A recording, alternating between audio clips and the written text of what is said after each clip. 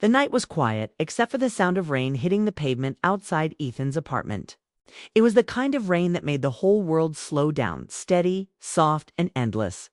The city lights blurred through his window like smudged stars, and the air smelled faintly of coffee and damp leaves. Ethan sat on his couch, scrolling through his phone without purpose. The silence in his apartment had become a familiar companion. It wasn't loud or heavy, it was just there, filling every corner like old wallpaper. When his phone suddenly rang, he jumped slightly. The screen glowed with a name he hadn't seen light up in months: Claire next door. For a second, he just stared at it. Claire, his neighbor across the hall, the woman with the calm eyes and gentle smile who always said hello in the elevator. Who sometimes left her door open when she played the piano on Sunday afternoons. They'd shared small talk about groceries, about the weather, but never much more. And now she was calling him at night, in the middle of the rain. He hesitated before answering. "Hey, Claire," he said softly. His voice came out quieter than he expected. There was a pause on the other end. Then her voice, soft, uncertain, almost shy. "Ethan, hi. I hope I'm not disturbing you." "Not at all," he said quickly, sitting up. "Everything okay?" She took a breath. I made dinner. Too much of it, actually. And I didn't want it to go to waste. I know this is kind of random, but would you like to come over and eat with me?" Ethan blinked, surprised. He looked toward his kitchen. There was nothing but a carton of eggs and some leftover instant noodles. It wasn't the food that made him pause. It was the tone of her voice. There was something in it that felt fragile. Like she'd been holding something in all day and didn't want to be alone with it anymore. He almost said no.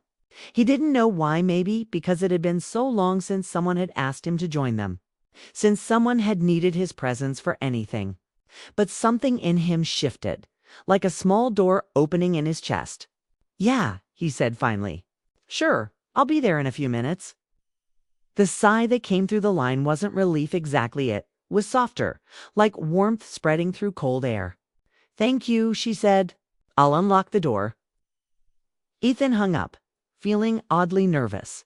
He glanced in the mirror near his entryway, combed a hand through his hair, and grabbed his jacket. When he opened his door, the hallway light hit his face, and he felt a quiet pulse of anticipation. Claire's apartment was only a few steps away. But as he stood in front of her door, he noticed the smell of roasted chicken and garlic drifting through the air. It felt almost nostalgic. He knocked gently, and the door opened before he could lower his hand. Claire stood there in a gray sweater, her hair loose. A faint tiredness in her eyes that made her look human in a way he hadn't noticed before. "Hey," she said, smiling a little. "You actually came." "Course," he said. "You said food. I don't ignore that kind of invitation." Her laugh was soft but real, and it filled the quiet space between them. She stepped aside to let him in. Her apartment felt warm, cozy, filled with the smell of home-cooked food and candlelight. There were 2 plates on the table, neatly set, as if she'd been hoping he'd say yes. "It's not fancy," she said quickly. "Just something simple. I'm trying a new recipe." Ethan sat down, shaking his head. "Trust me, anything that isn't takeout feels fancy right now." She smiled again, and for the first few minutes, they ate mostly in silence. But it wasn't uncomfortable. There was a strange ease between them, the kind that doesn't come from familiarity, but from 2 people who both know what loneliness feels like. As the rain continued outside, Claire started talking. Not about anything deep, just small things: how work had been slow. How she'd found an old photo album that morning. How cooking used to be her way of feeling less alone. Ethan listened, genuinely interested. He told her about his new job at the design firm, about the quiet routine of his days, about how strange it felt to start over again at 30-2. She nodded, her eyes soft. "Starting over is harder than people think," she said quietly. He looked at her. "You've done it too." She smiled faintly. "Twice. Once after moving here, and once after realizing the person I moved here for wasn't staying." The way she said it wasn't bitter, it was matter of fact, like a truth she'd made peace with. Ethan didn't pry. He just nodded slowly. "I get that. Something shifted in the air after that something unspoken. They kept talking, sometimes laughing, sometimes pausing when the silence felt too full. It wasn't romantic yet, but it was tender. It was the kind of connection that sneaks up on you, quiet and careful. When Claire stood to pour more tea, Ethan found himself watching her in the warm kitchen light. There was a small scar on her wrist, a faint one, the kind you wouldn't notice unless you were close. It wasn't sadness he felt then, it was a kind of empathy, a shared understanding that both of them had been through things they didn't talk about. She caught him looking and smiled. Just a hint. It feels strange having company again, she said, handing him the cup. He nodded. It feels strange being company again. They both laughed softly at that, but neither looked away. The rain had grown heavier again, drumming softly against the window. For a while, they just listened to it together. There was no rush, no need to fill the space with words. The sound of the rain, the warmth of the light, the quiet beat of two hearts remembering what connection felt like, it was enough. When Ethan finally stood to leave, Claire walked him to the door. "Thank you for coming," she said, her voice low. "It's been a while since I had dinner with someone." "Me too," he said. Then, before he could stop himself, he added, "Call me any time. Even if it's just for leftovers."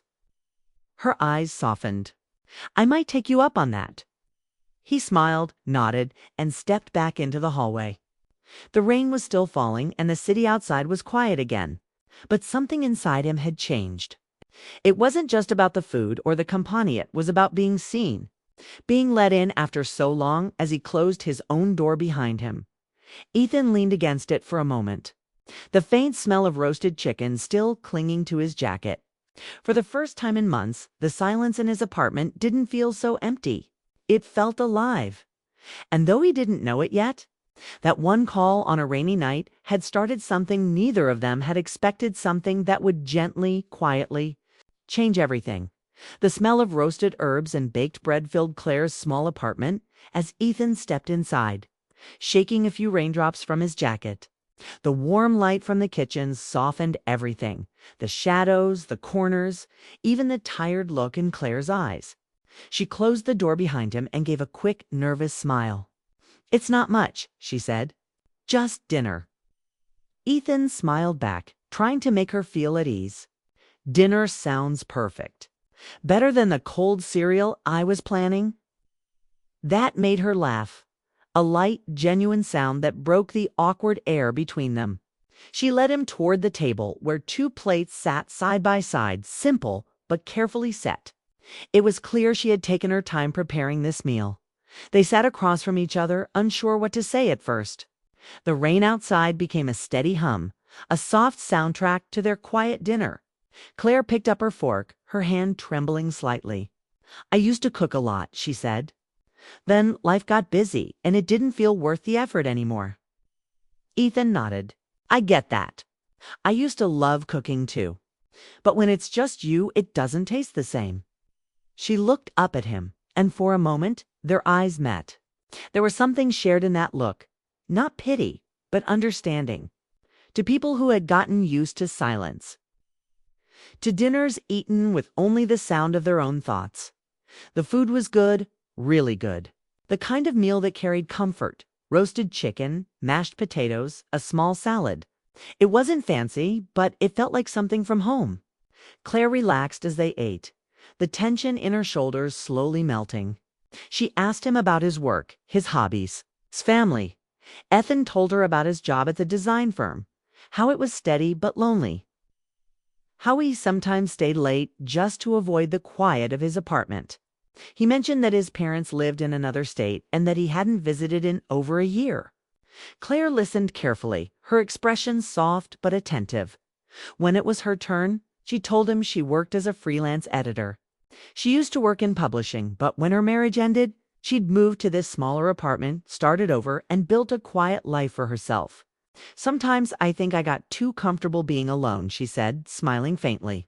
"And then days like this happen, and I realize I miss company." Ethan leaned back in his chair, watching her. "I think we all miss something," he said. "We just get good at pretending we don't." That made her pause. She looked down at her plate, then back at him. "You're right," she said softly. "We do." After dinner, Claire stood up to clear the dishes, but Ethan insisted on helping. "It's the least I can do," he said, carrying plates to the sink. She laughed and handed him a towel to dry them. The small space between them felt natural to people moving easily around each other, like they'd done this before. When they finished, Claire poured tea into 2 mugs and gestured for him to follow her to the window. They stood side by side, looking out at the rain-streaked city. Lights shimmered on the wet streets below. The world looked peaceful, far away. "Do you ever wonder," Claire said quietly, "how many people are sitting alone right now wishing they had someone to talk to?" Ethan nodded. "Probably more than we think." He sipped his tea, then added, "and probably a few who had someone and let them go." She smiled faintly, her eyes still on the window.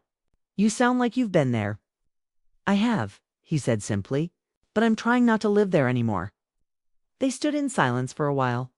It wasn't uncomfortable, it was a silence that felt like understanding. Claire looked at him then, studying his face, the faint lines near his eyes, the tired warmth behind his smile.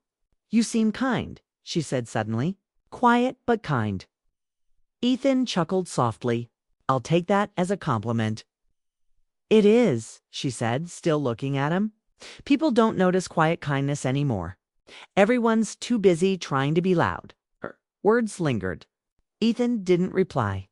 He just nodded, feeling something stir in him, a small spark of connection he hadn't felt in a long time. It wasn't romantic yet, not in a way either of them would admit. It was gentler than that. It was the feeling of being seen when she turned away to place her mug down. He found himself studying her in the glow of the lamp, the way she brushed a loose strand of hair from her face, the way her sweater hung loosely on her shoulders. There was a calmness about her, but beneath it, he sensed a quiet sadness. "Claire," said softly, "thanks for calling me tonight. I didn't realize how much I needed this." She looked up, surprised, then smiled. "You're welcome. And thank you for saying yes." The clock on the wall ticked softly. Neither of them moved right away. It was one of those rare moments that felt both fragile and real, the kind you know you'll remember even if nothing more ever comes of it. To ease the mood, Claire laughed lightly. "You know, I was scared you'd think I was weird for calling." "I did," Ethan said, grinning. "But I'm glad you did anyway." Her laughter filled the room again, soft but bright. "I'll take that." The rain outside began to slow, becoming a drizzle. The world looked clean and new through the window. Claire walked him to the door, her hands clasped together as if she wasn't ready to say goodbye yet. "You should stop by again sometime," she said. "Maybe next time you can teach me one of your recipes." He smiled. "Only if you promise to do the dishes." "Deal," she said, smiling back. They stood there for a moment, not too close, not too far.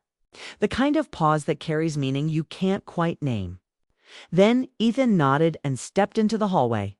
The soft light from her apartment spilled across the floor, and for a second he turned back. Claire was still standing there, watching him with that same small, uncertain smile. He gave a quiet wave. "Good night, Claire."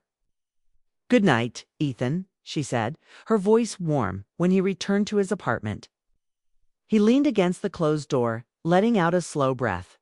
The rain had stopped completely now. The night felt different, lighter somehow. He thought of her laughter, her eyes, the quiet honesty in her words. It had been an ordinary dinner, but it hadn't felt ordinary at all. Something had changed, not loudly, not suddenly, but quietly. Like the first spark of light after a long stretch of darkness, as Ethan walked to his window. He saw the faint glow from Claire's apartment across the hall. He smiled to himself, realizing that for the first time in a long while, he wasn't thinking about what he had lost. He was thinking about what might be beginning, as fogged, the city lights shining like tiny reflections in the glass. Neither spoke for a while. It wasn't the kind of silence that needed breaking, it was one that said more than words could. Claire wrapped her hands around her mug, staring at the soft steam that rose and disappeared. Ethan watched her quietly, wondering what stories were hiding behind her calm eyes. She was the first to speak. "You know, it's strange," she said softly, her voice almost lost to the hum of rain. I used to love nights like this. The rain, the quiet, it made me feel peaceful. Now it just feels empty sometimes. Ethan nodded, understanding. Yeah, silence can feel comforting. Until it doesn't. She smiled faintly at that, a little sadly. Exactly. She turned toward the window again, her reflection shimmering against the glass. When I first moved here, I told myself it was a fresh start. I thought being alone would help me figure out who I was again. But it's funny how you can lose yourself even in peace. Ethan leaned on the windowsill beside her. You didn't lose yourself, he said gently. You've just got used to being quiet. It happens to all of us. Her eyes met his for a moment. What about you? Do you like living alone? He chuckled, shaking his head. I thought I did. It's easier, right? No arguments, no mess, no expectations. But lately, I don't know. I miss things I didn't think I would. Conversations, someone asking how my day was. Even the small arguments that mean you care enough to disagree. She looked at him, the faintest smile on her lips. That sounds like someone who's been through something. He hesitated, then said quietly, I was with someone for 6 years. We grew up together, built everything together. But over time, it felt like we were living 2 different lives in the same apartment. One day, she said she wanted to move to another city without me, and I let her. Claire's expression softened. You let her go. He nodded. Yeah, I figured if someone wants to leave, holding on won't change it. For a while, neither spoke. The only sound was the gentle ticking of the clock on her wall. Then Claire said, That's brave. Most people fight to keep things even when they're already gone. Ethan smiled faintly. Brave or stupid, I'm still not sure. Claire looked down at her tea, her voice low. My story's not that different. I got married too young. We had plans, dreams, all of it.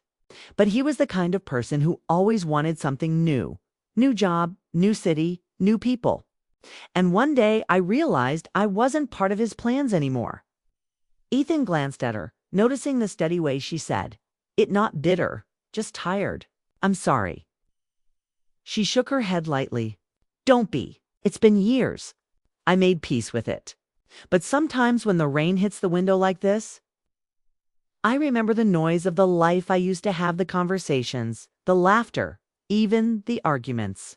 And I miss it. Her honesty hit something in him. He'd spent so long avoiding his own memories, pretending they didn't matter. But hearing her speak, he realized how many moments he'd quietly buried just to stay functional. He turned toward her, his voice soft. You ever wonder if we stop opening up because we're afraid we'll have to start over again? Claire looked at him, her eyes thoughtful. Maybe. Or maybe we stop because we're afraid no one will understand what we've been through. Their gazes met again, and for a long moment, neither looked away. The air between them felt warm, heavy with the weight of things unspoken. There was no rush, no need to define anything. Just two people standing close enough to feel that rare comfort of being understood without explanation. Claire broke the moment first, her voice light but sincere. You know, it's nice to talk to someone who doesn't rush to fix things. Ethan smiled softly. Sometimes listening is enough. She laughed quietly. You'd make a good therapist. Maybe, he said, chuckling. But I'd probably get too attached to my patients. There was a pause after that, a soft, meaningful silence that hung in the air. Claire turned to the window again, her reflection glowing faintly in the lamplight. I think I forgot what it feels like to let someone in, she said, almost to herself. Ethan didn't say anything. He just watched her, the way her voice trembled slightly on that last word. She didn't mean it romantically, not yet. It was more about trust, about breaking down walls built over years of solitude. After a moment, he said quietly, You did tonight. Claire looked at him, surprised. What do you mean? He smiled, eyes kind. You let me in. You didn't have to call me, but you did. You didn't have to talk about this stuff, but you did. That counts. Her expression softened. She didn't reply right away, just nodded slowly. Maybe you're right, she said. Maybe I did. The clock ticked again. Outside, the rain had almost stopped, leaving behind a faint, silvery mist. Claire set her empty mug on the counter, then turned back to him. "It's late," she said softly. "You should get going before the rain starts again." Ethan nodded, but he didn't move. He looked around her apartment, the books stacked on the shelves, the faint glow of the candles, the small piano near the corner. "You play?" he asked, nodding toward it. She smiled shyly. "I used to. Not much anymore. Music felt too emotional, I guess." He walked over and brushed a finger along the edge of the piano keys. "You should play again." She tilted her head, curious why. "Because," he said simply, "you still have a song in you. I can tell." Claire laughed quietly, shaking her head. "You're strange, Ethan." Maybe," he said, smiling. "But I think you needed to hear that." For a moment, she just looked at him, really looked. There was gratitude in her eyes, and something else too, something softer that neither dared to name. She walked him to the door, the light dimming around them. "Thank you," she said quietly, "for listening. For showing up." He smiled. "Thank you for calling. It's been a while since someone did." They stood there, close enough that he could smell the faint scent of her perfume, warm and familiar. For a heartbeat, the world outside disappeared. Just two souls who had both been alone too long, finding comfort in each other's presence. Then she stepped back slightly, smiling. "Good night, Ethan," he nodded. "Good night, Claire." When he left, the hallway felt different, not as empty, not as cold. He could still feel her presence lingering behind the closed door, her laughter echoing faintly in his mind. Back in his apartment, Ethan looked out the window. Across the hall, he saw the faint flicker of light through her curtains. She was still awake, maybe thinking the same thing he was, that sometimes the smallest conversations can heal the quietest parts of you. And as he stood there, watching the rain finally stop, Ethan realized that tonight had been more than dinner or company. It had been a reminder that even broken hearts can still recognize warmth when it appears at their door. Morning came quietly, with thin sunlight spilling through Ethan's blinds and painting soft lines across his floor. The rain had stopped, leaving the streets below washed clean. He stood by the window with a cup of coffee in his hand, thinking about the night before. About the meal, the laughter, and the way Claire had looked at him before he left. Not like a neighbor, but like someone who had been waiting to be seen for a long time. He hadn't realized how much he needed that night. Not just the food or the company, but the quiet reminder that human connection still existed, that life could still surprise him. As he sipped his coffee, he saw movement across the hall through his window. Claire stepped out onto her small balcony, a blanket around her shoulders, holding a mug of tea. Their eyes met from a distance, and she smiled. It wasn't a big smile, just enough to make his morning feel lighter. He raised his mug in greeting, and she did the same. That simple exchange felt like something unspoken but understood, a new beginning of something gentle. Later that day, Ethan got caught up in work calls and design sketches, but Claire's voice lingered in the back of his mind. Her words from the night before echoed. "You reminded me what it feels like to have someone to talk to." It had sounded so simple, yet so meaningful. He wondered how long it had been since someone had said that to him. When evening came, he thought about texting her, something casual like "thanks again for dinner." But before he could finish typing, there was a soft knock at his door. When he opened it, Claire stood there, holding a small container wrapped in a towel. Her hair was tied back and her cheeks were slightly flushed, as if she'd been nervous about coming over. "I made too much again," she said, smiling shyly. "Chicken soup this time." "Thought you might want some," Ethan chuckled. "You're going to spoil me, you know." She laughed, stepping inside as he gestured for her to come in. The air between them felt easier than before, the kind of ease that grows when two people stop trying to be strangers. He took the container from her and placed it on the counter. "You didn't have to bring this," he said softly. "I know," she replied, "but I wanted to." They stood there for a second, both unsure what to say next. Then she looked around his apartment, noticing the books, the small sketches pinned to his wall. "You've got a good space," she said. "It feels lived in." He smiled. That's a nice way to say it's messy. She laughed again, shaking her head. No, it feels warm. Ethan felt something stir in his chest. That simple word, warm. It had been so long since anyone described his world like that. He offered her a seat and poured her a cup of coffee. The conversation that followed was easy, full of gentle humor and small memories. Claire told him how she'd spent the morning reading old letters she'd written to herself. Years ago, hopeful words from a younger version of her who believed in big dreams. Ethan told her about the first design he ever made that got rejected, how he almost quit, and how he learned that sometimes failing is part of finding your way. As they talked, something began to unfold between them. Not romance in a dramatic sense, but a growing trust, a softness. Claire's laughter filled his apartment in a way that made the space feel alive again. After a while, Claire looked at the clock and stood up reluctantly. I should probably get going, she said, brushing her hair behind her ear. Didn't mean to take up your whole evening. You didn't, Ethan said quickly. Actually, I was going to ask if you'd like to come over for dinner tomorrow. I can cook this time. She blinked, surprised but clearly pleased.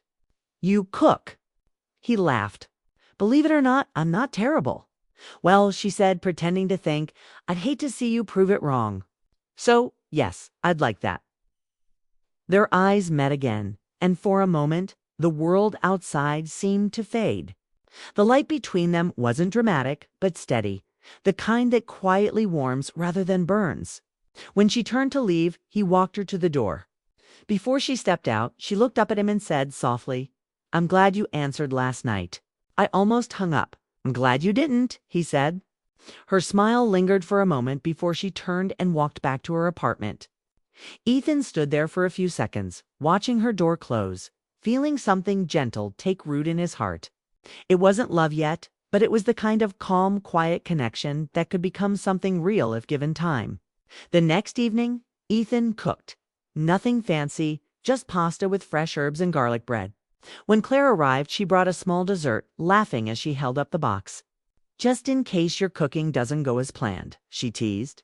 The dinner went perfectly, not because of the food, but because of the laughter that filled the space. They talked about everything, movies they loved, memories from childhood, the strange ways life teaches you to start over. Ethan found himself opening up in a way he hadn't in years. Claire listened with a warmth that made it easy. As the night deepened, the two of them stood by the window again, looking out at the city lights. The air was still, the kind of stillness that feels like peace. Claire looked thoughtful. It's funny, she said. You can live right next to someone for years and never really see them. Then one day you share a meal and it feels like you've known them forever. Ethan smiled. Maybe timing matters more than we think. She nodded. Maybe it does. A quiet moment passed, filled with unspoken things, gratitude, hope, maybe even the beginnings of something more. Then she turned to him and said softly, I haven't had this for a long time. He looked at her, the words sinking deep. Me neither. There was no grand gesture, no sudden confession, just to people who had found something honest and kind in each other's company. The simplicity of it was what made it beautiful. When she finally said goodnight, she left behind a warmth that lingered long after the door closed. Ethan sat by the window for a while, watching her lights turn off across the hall. The city outside was calm, the world still. He realized he didn't feel alone anymore. That night, as he lay in bed, he thought about how life sometimes changes in quiet ways, not through big moments, but through small acts of kindness. A phone call, a shared meal, a simple smile in the rain, and somewhere between the stillness and the memory of her voice. Ethan whispered to himself, I haven't had this for a long time. He smiled, knowing that what began as a simple dinner had become something far more, not love yet, but something just as precious, the return of warmth to a lonely heart.